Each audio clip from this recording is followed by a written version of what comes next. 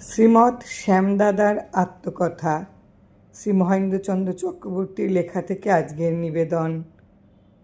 কাশীধাম হইতে আমরা কিছুকাল পরে দেশে ফিরিয়া আসি। পূর্ববৎ আমার পিসেমশায়ের বাড়িতেই উঠি। শ্রী ঠাকুর কিছুদিন ছয়গা ওই বাড়িতে ছিলেন। একদিন ঠাকুরের সহিত বিক্রমপুরের বেজগাঁও রওনা হইলাম। আমাদিগকে জাহাজে যাইতে হইবে। স্টেশন হইতে প্রায় 1 মাইল দূরে জাহাজের বাঁশির শব্দ শুনিলাম। মনে করিলাম জাহাজ ঘাটে আসিয়া দাঁড়াইয়াছে। আমি ঠাকুরকে বলিলাম, আজ স্টিমার ধরা অসম্ভব, এখান হইতে বাড়ি ফিরিয়া যাই। তিনি বলিলেন, ঘাট পর্যন্ত যাইয়া দেখা যাক।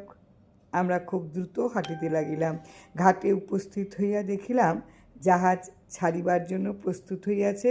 দড়ি, কাছি, নোঙর ইত্যাদি সবই তোলা হইয়াছে। এখন সিঁড়ি তোলা হইবে। ঠাকুর তাড়াতাড়ি সিঁড়িতে পা দিয়া আমাকে টিকিট আনিতে বলিলেন।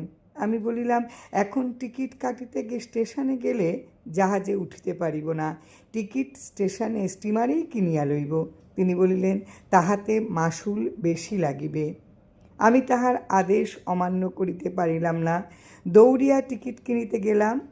টিকিট লইয়া ফিরিয়া আসিতে আমার 20 মিনিট বিলম্ব হইল, কিন্তু দেখিলাম জাহাজ পূর্ব অবস্থাতেই দাঁড়াইয়া আছে।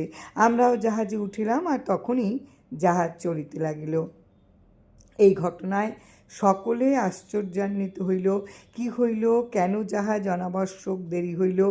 খালাসিদিগকে জিজ্ঞাসা করিয়া জানিলাম যে কি একটা অস্বাভাবিক কারণে জাহাজের শিকল ফ্ল্যাটের বৈঠার সহিত প্যাঁচ লাগিয়া যায়।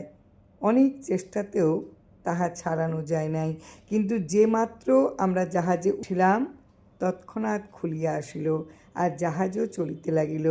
আমরা ভাবিলাম, ইহা লীলাময়েরই লীলা। জয় রাম, জয় রাম, গুরু কৃপায় হি কেবলম।